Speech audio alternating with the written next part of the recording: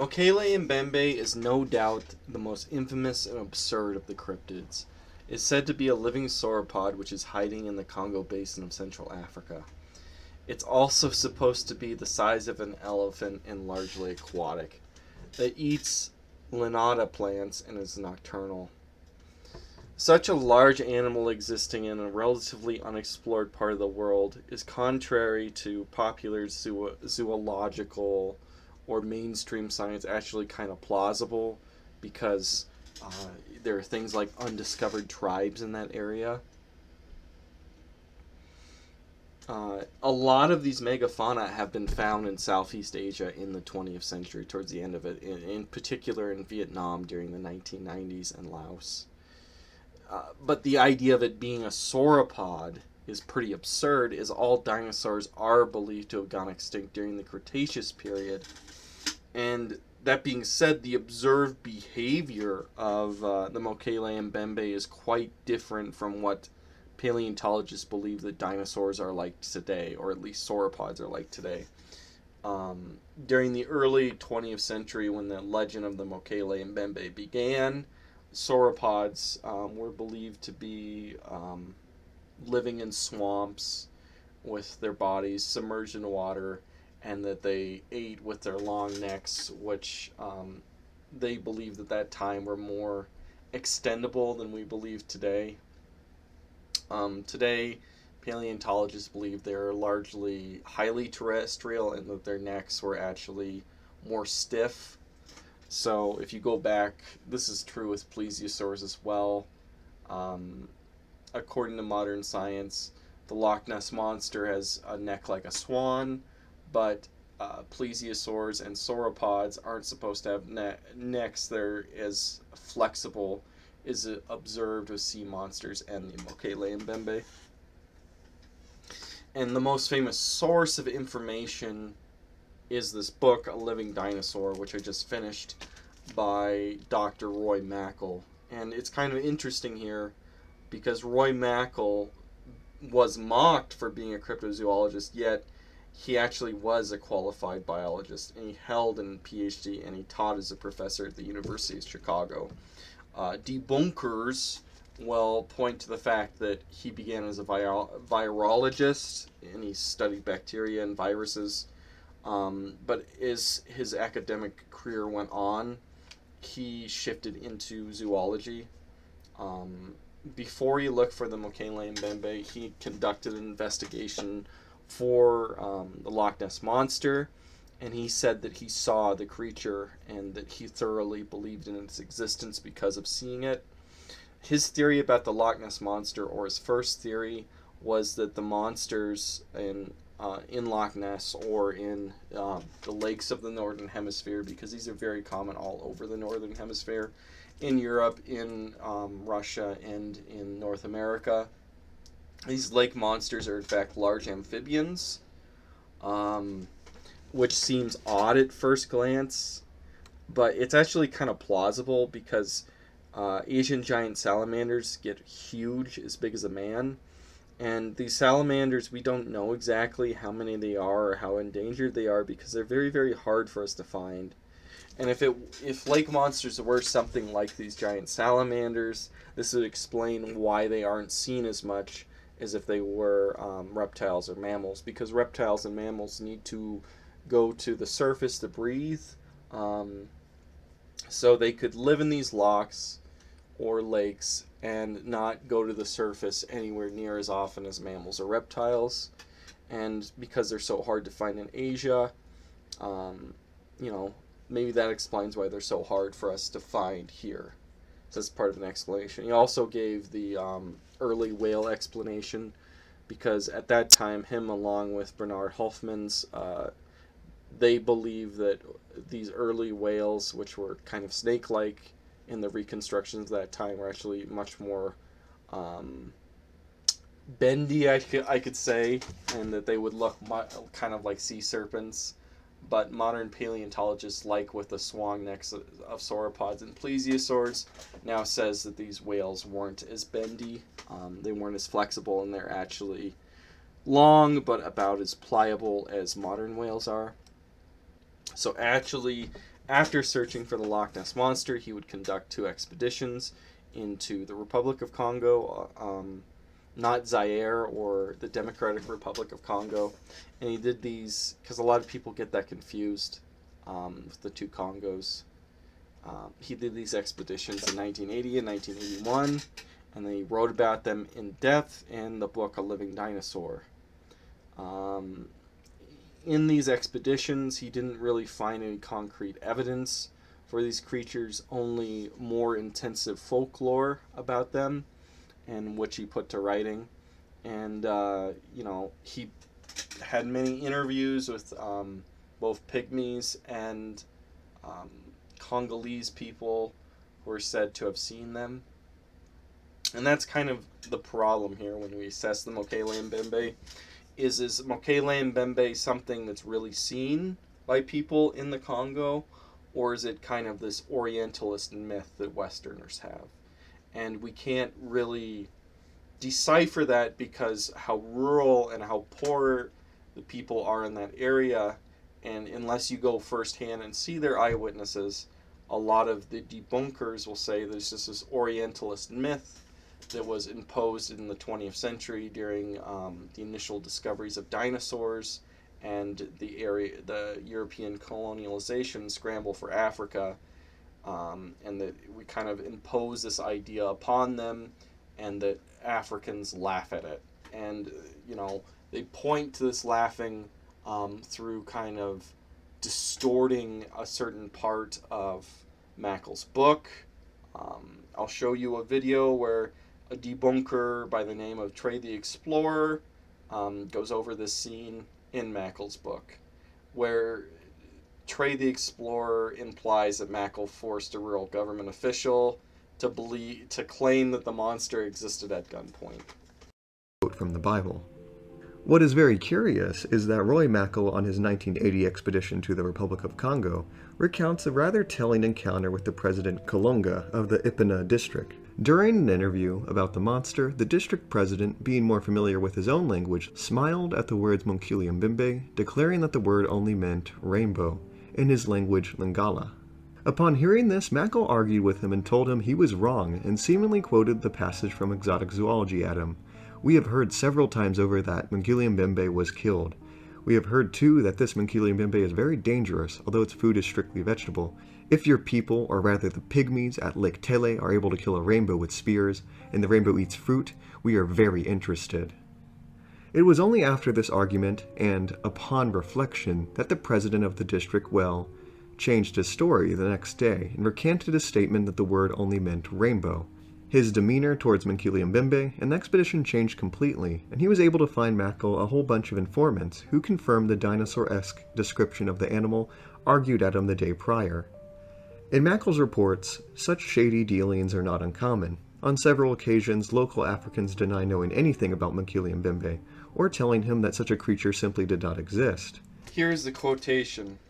A meeting with President Kalunga was scheduled for the afternoon of the next day. James and I were most anxious to discover if the agony and travail through the swamp had been worthwhile. Though we were very impatient, Jean explained to us the need to keep cool and not try to rush the Africans. Dressed in freshly washed clothes, we were escorted to the president's house by mid-afternoon. He was a smallish man with a pleasant smile, and features characteristic of the Bombitas, which is the predominant Bantu group in the area. Many of the Bombitas have a rather Caucasian mien. Although there is no evidence of any appreciable French or other Western genetic infusion. As usual, Jean explained our mission, stating succinctly that we were interested in studying the plants and animals of the region, which included the Mokele Mbembe.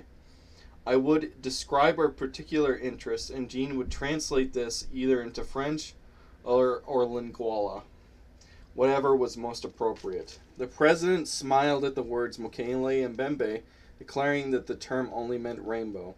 I was taken aback at this remark, which seemed incredible in light of the information we had accumulated.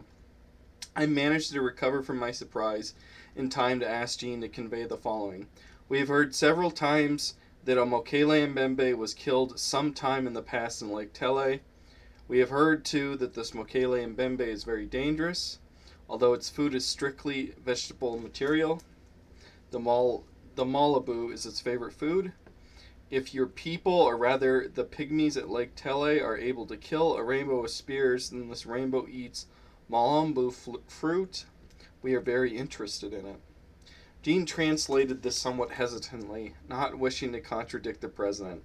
My phrasing was, according to Jean, sufficiently oblique so as to appear not to be a direct contradiction, but rather as a half-serious joke.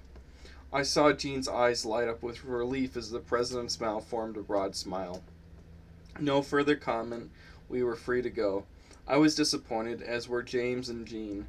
Marion, well out of the president's earshot, remarked to Jean that the man was not being honest with us.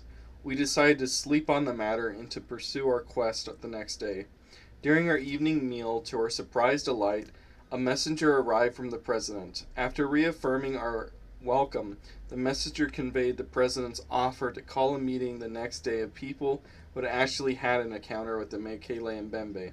We were told that upon reflection, the president had seen the truth in my eyes, and so had decided to provide us with the truth about the Mokele Mbembe. Later, when he knew us better, the president explained that it was very hard to believe that James and I, two Americans from the richest and greatest country in the world, would go through all the hardships of coming to Apedna on foot through the great swamp to seek a very dangerous animal. In this part of Africa, the Russians have fostered the perception of Americans as people who are only interested in diamonds, gold, and oil.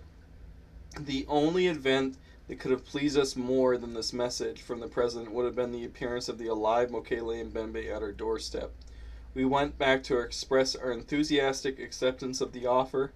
On the way back to our quarters, he began to hear the steady beat of drums, accompanied by a large procession of young people bearing torches and candles.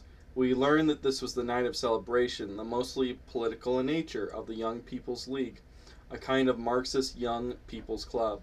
The drumming and singing continued well into the night, making sleep difficult.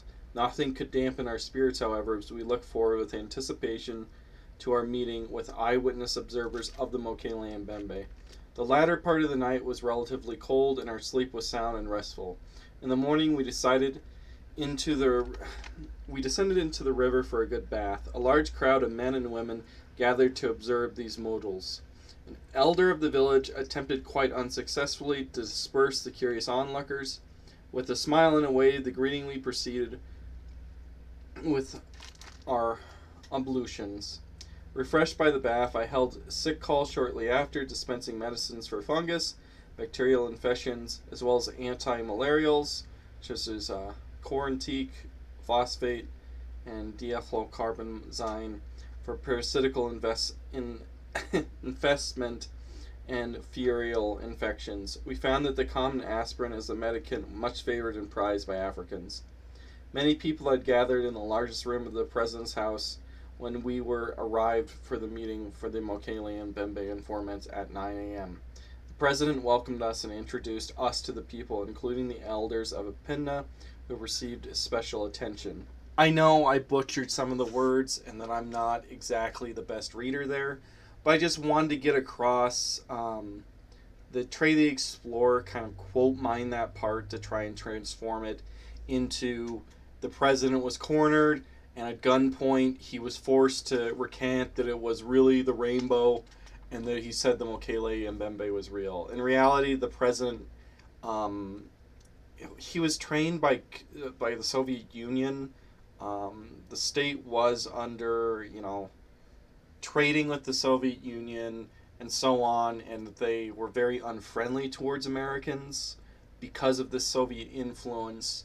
And that had to do with the reluctance of the Congolese, at least in Mackal's mind, as to why they wouldn't talk to him that much.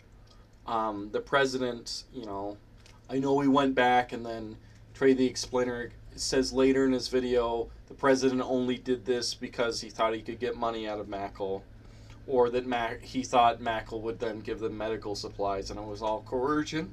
But the president went through a great deal organizing all these people to say that they were eyewitnesses. So if you want to believe that, Mackal was, extorting them through medical supplies, go on. If you want to believe that the president just was anti-American and then he softened up, go ahead and believe it.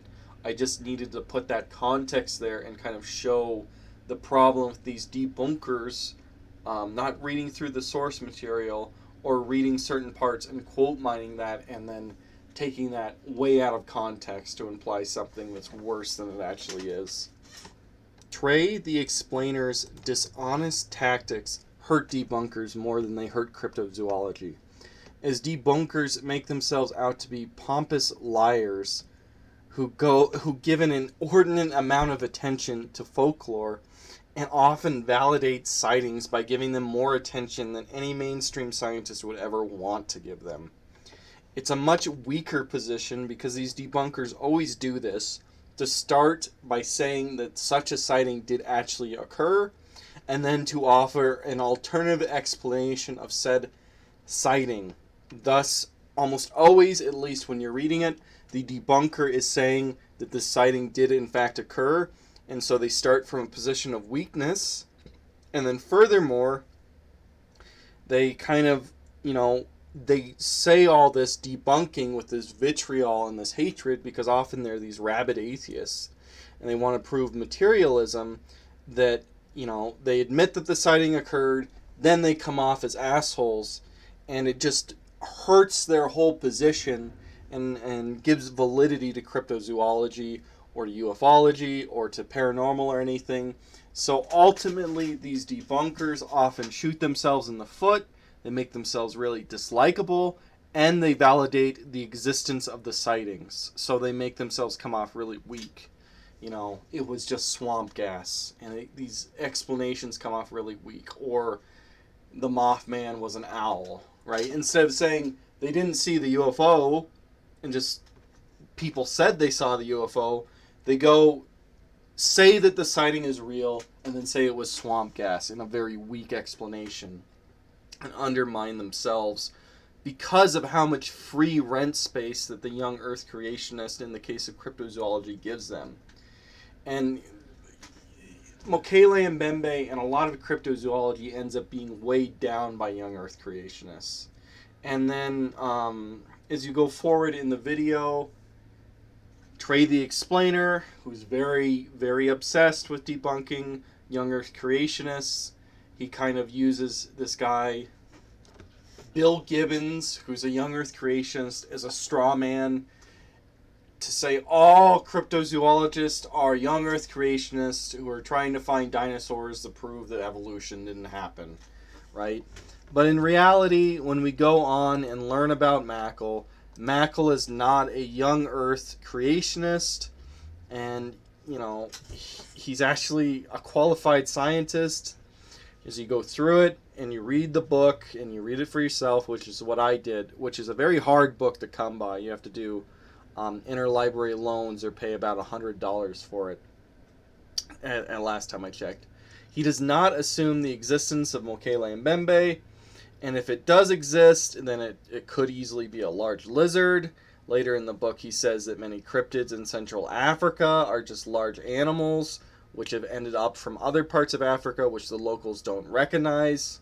And they're showing up in Central Africa, and the locals are calling them cryptids. He also admits that he is a splitter rather than a lumper. And, there's all these other dinosaurs or large reptiles that are supposed to be from Africa. And then he talks about each of those instead of just lumping them into one Mokele Mbembe, right? He gives explanations of each of them, even though, as he goes through the book, it becomes very clear that Mokele Mbembe is the most popular one that people are talking about the most. And I would more be a lumper and just assume, because of the high linguistic diversity of the region, that all these different animals are really just one reptile that they're looking for. But he's a splitter. He's very honest and very open throughout this book. Many cryptozoologists, this is a problem with the study, want romantic creatures to exist, but they also want them to be explained scientifically, at least materialistically, and this results on a focus of what would be cool as opposed to what's more possible. So, for instance, when a giant reptile is sighted, then it has to be a dinosaur as opposed to a large monitor lizard, or a crocodile, or a turtle, or something of that nature. So all these neo-dinosaurs in the Amazon basin, neo-dinosaurs in New Guinea, neo-dinosaurs in the Congo, as opposed to giant monitor lizard seen, right? And at the same time, many of these mystery animals, which seem to be more paranormal in nature, something like the Mothman or the Loveland frog or something like that, right? They try to investigate them and use standard biological explanations for them when they appear to be clearly supernatural in origin. And, these supernatural creatures like the Mothman or the Hobbsbill goblins or something, which are seen overwhelmingly eyewitness evidence, but only one time, as opposed to something that's more plausible for a scientific explanation, like the thylacine, which is seen decade after decade after decade, or you could argue Bigfoot seen decade after century. They'll both explain this bizarre creature, which does have a lot of eyewitness evidence, but clearly appears to be paranormal. They'll lump that in with this creature that's been seen over and over and over again over centuries, and try to explain them in equally biological frame of mind. And so those hamper cryptozoology in my view. Cryptozoology should, if it's going to be a discipline, I think there's value in exploring recording paranormal creatures, but I don't think that there's value in attempting expositions to try and find them. And you should be not surprised when you never find a paranormal creature. Not saying that people don't see them, just saying that if you're searching for something that's paranormal, such as a UFO or a ghost, you shouldn't be surprised that it vanishes into thin air. At the same time, there could easily be undiscovered megafauna, and this is where cryptozoology, working as an extension of zoology, is important. There's these vast areas of the world where there's these uncontacted tribes that continue to exist. In areas like that, it's very easy for there to be megafauna, which is known to these people in these areas or seen occasionally, but is not recorded by science. So the cryptozoological method is trying to be a hard science is very valid here. So when we're hearing stuff like ground sloths in the Amazon, thylacines in New Guinea, or 20-foot monitors in the Congo, we have to remember these creatures did exist in the Pleistocene. They existed with anatomically modern man, and these areas that you're seeing them, those three, have uncontacted tribes. They're extremely difficult to go into. So if we're not able to find all the people there, then why shouldn't we not be able to not discover all the terrestrial megafauna there, right? Kind of makes sense to me that there would be terrestrial megafauna, especially, isolated populations of Pleistocene creatures in these areas that we can't, get into very easily. And then we go back to the Mokele Mbembe, and is this something that we should think seriously? Like, scientifically, is this some kind of throwback or undiscovered megafauna or something like that that's existing here in Central Africa? Or is it, something that is this Orientalist construction based on the fantasies of the lost world that, was kind of created through this lack of communication with the Central Africans? And, you get into this problem. Did Western explorers create this folktale through their wanting to be this romantic notion of dinosaurs on the continent, and then it flowed down into these illiterate African communities? Do these African communities, do they not actually ever see this? Is this just something that, it's all hearsay, and then the Westerners just want it to exist and nobody's actually ever seen it? Were there these legendary monsters that have transformed over time into being a sauropod because, these young Earth cryptozoologists who are misguided are turning it into this telephone game from an original legendary monster into this legendary monster becoming a dinosaur. Are these people just, because they're in the book in the Living Dinosaur, a lot of the times it'll be Africans that will describe a Mokele Mbembe, and it ends up being an African manatee, and these Africans are pretty ignorant of manatees. I don't mean to be particularly racist here, but they're not very well educated. A manatee is a rare animal. Is the manatee what the Mokele Mbembe originally was, and then it becomes over time a sauropod, or were there rhinoceroses that were living in this region, and then through Orientalism and misguided creationists, has it turned into a dinosaur? People that don't know what a manatee and a rhinoceros are, did they transform it into a legend of a dinosaur? And because we can't really communicate them very well, it's hard to tell how much they personally believe in it there, or if it's people from the outside that believe in it. According to Mackal, they do believe it there. So that's why this book is pretty important, that it's not an Orientalist construction. There have been Westerners that have seen it as well. Ivan T. Sanderson, for example, claims to have seen it. So, whatever. If the locals do see it and they do believe in it, even as much as locals in America believe in Sasquatch, I would say there's reason to believe something exists there, and that these explorations into the region, probably many of them admittedly aren't very professional, do have a reason to exist. Because then it wouldn't simply be this Orientalist legend or this romanticism of a dinosaur out there. And then it could very well be, a lot of people will say it's a 20-foot monitor lizard with a long neck. Mackal says it could be that. I think it could be a giant turtle with a long neck. Because giant turtles, pretty aquatic, right? They have long necks, and a turtle with a really long neck that would be if it had like an 8-foot shell or a 10-foot shell, that would be very close to a Mokele Mbembe, right? So they could be these big, reptiles, and we found, I think it was in Vietnam, they found a gigantic turtle that was considered legendary, and they found it, and, those things do exist. There's very rare tortoises. So it could very well exist there in these thinly populated and remote regions of Central Africa. Now, it being a dinosaur, on the other hand, I'm not going to go with it being a dinosaur. I mean, you would think that dinosaurs would be pretty well attested to in, the fossil record after the Cretaceous extinction event. It wouldn't be like one hadrosaur bone that's supposed to have been washed over a few million years or something like that. You would expect the dinosaurs to be actively competing with the mammals, which there's nothing in the fossil record of that.